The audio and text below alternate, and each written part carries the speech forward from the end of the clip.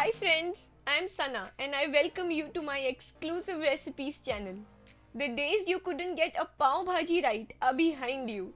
Today, I'll crack the simple steps needed to make Mumbai's most famous street style pav bhaji. We will also get this awesome color without adding any artificial coloring that most restaurants add in the name of chili paste. This recipe is going to affect many restaurant businesses out there, and my sincere apologies to them. But I guess it's about time our kitchen smell like theirs too, right? There are so many variations to the ingredients added, and it's quite evident since it's the most loved and relished dish to millions of people. But this recipe precisely hits the bullseye. A quick reminder before getting started, subscribe to my channel. One small click helps the channel in a huge way. So let's begin. I'll start off with pav. They're super easy to make and taste best when freshly baked at home. I've added the link to my pav recipe somewhere on the screen and in the description box below. If you haven't watched that video, do watch that first. Try making these once and I guarantee they'll become your family's favorite just like ours. Now that our pav are ready, let's start making our bhaji. These are all the vegetables that I'll be using. Some carrots, 2 onions, 1 capsicum, 3 potatoes, half a cup of peas, and half of this beetroot. My natural way of adding that lovely red color. You could skip it if you like. It doesn't affect the overall taste, but the overall look definitely does. Alright, so let's quickly chop them. Oh my, this will take ages. I have a better way of dealing with this, and I'm sure you know by now what's coming next. There you go. Moving over to the most important ingredient in this dish, and that is tomatoes. I usually keep the proportion of tomatoes equal to that of potatoes. That's all with the ingredients. Now let's move over to cooking them. My first step is to pressure cook hard to soften veggies. So in goes potatoes, beetroots and carrots.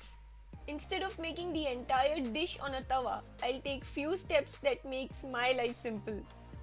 Also, the idea behind boiling is to get the delicious vegetable stock that we'll use in cooking the bhaji. While tawa frying would not just be time consuming but very hard on the hand when it comes to mashing. This is a lot quicker and needs less than 5 minutes of mashing. So along with 3 cups of water, I'll add a pinch of salt and let this boil for around 5 to 7 minutes. Meanwhile, I'll quickly move over to my secret ingredient, and that is a special spice mix. I'll take 8 to 10 cloves or long, 1 tablespoon of methi seeds and 1.5 tablespoon of dried kasuri methi. This is what makes a difference in the homemade pav bhaji and the Mumbai special street style pav bhaji. And my aim is to make the latter. I'll finely grind it.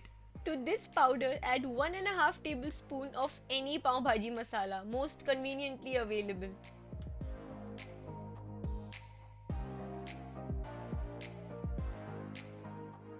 That's it. My special pav bhaji masala is ready. It's been 7 minutes and it's time to open my Instant Pot. This was the end of my first step, that was to pressure cook potatoes, carrots and beetroot. Let me separate this and show you. These vegetables are nice and soft and I have this lovely red stock. We'll utilize them both later on in cooking. We now move over to the traditional tawa or pan frying. This is what I call my second step, where I pan fry capsicum, frozen peas and tomatoes, the easier to cook veggies. In a pan, I'll drop 1/4 cup of oil. Once the oil is nice and hot, I'll drop in the veggies and give it a nice stir. I have avoided taking the second step in the past when I directly pressure cooked all my veggies and moved over to the third step, that is the tadka, for quicker pav bhaji, but honestly it doesn't taste as supreme. The second step, where we stir fry easier to soften veggies, capsicum, frozen peas, and tomatoes, is the authentic way of cooking pav bhaji. It is basically when we are cooking and mashing all the veggies and spices in butter so they cook and combine, blending beautifully. This adds to the rich and creamy texture of the pav bhaji. We do start with some oil in the beginning because we want the veggies to cook before the butter starts burning.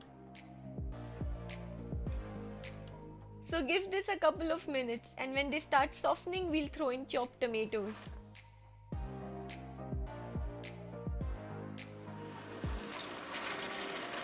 So here comes my tomatoes.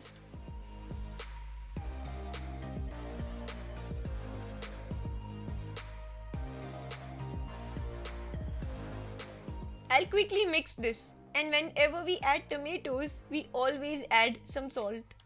So in it goes 1 teaspoon. Next goes in the spice mix, that special pav bhaji masala. Now goes into large tablespoons of flavor, most commonly known as butter. Even with so many nutritional veggies that goes into a pav bhaji, the amount of butter that's added unfortunately makes this a cheat meal. So cook and have this as many times as you like, but don't let it show. And even if it does, who cares? Just in a couple of minutes of cooking, these vegetables are well fried and have softened enough. So we'll start mashing them. This wouldn't take too long either. Few more minutes and this will be ready.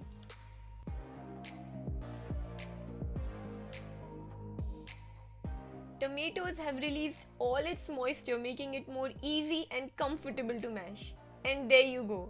This paste is ready. This is exactly the texture we were looking for.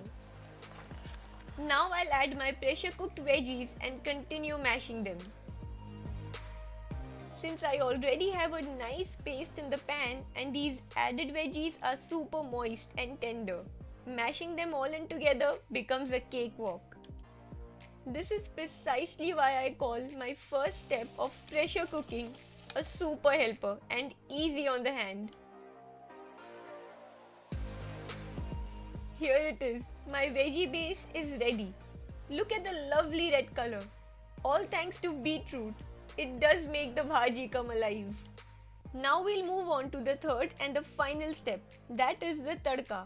For people who don't use ginger garlic or onions, can skip this one. In an old pan, add some oil and chopped onions and give it a quick mix.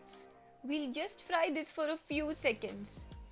Eventually, we have to mash these on this pan, so use a pan that won't be destroyed by a masher.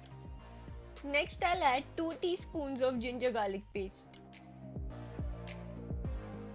Now I'll add 2 tablespoons of Kashmiri red chili powder.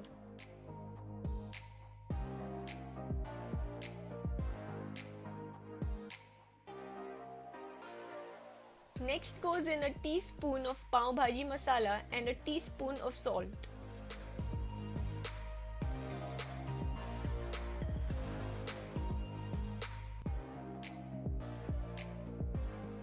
At this point, instead of adding water to soften this onion, I'll add my fresh, lovely red stock.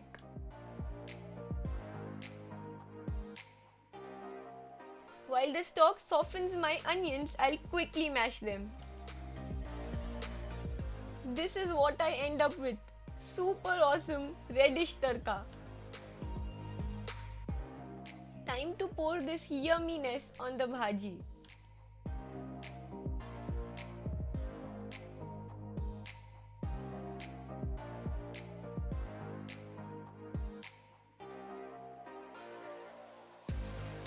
Finally, I'll add some butter, and don't ask me how many. I've lost count of that. Jokes apart, this is 2 more tablespoons.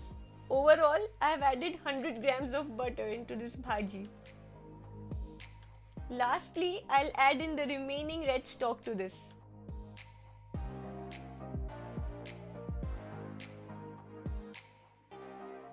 Look how beautiful my bhaji has turned out.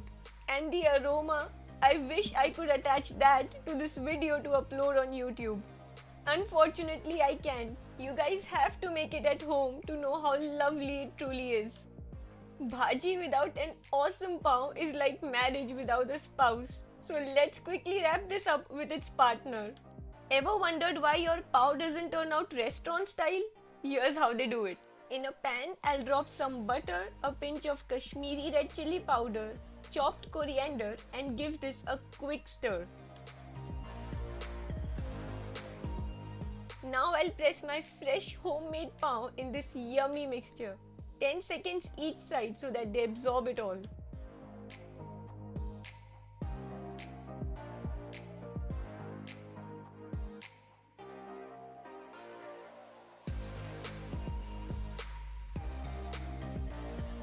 There you go, guys. My pav bhaji is ready. It smells awesome, it looks remarkable, and it tastes truly Mumbai style. I'll top this up with some butter and more butter. Well, let me put it this way, add as much as you like.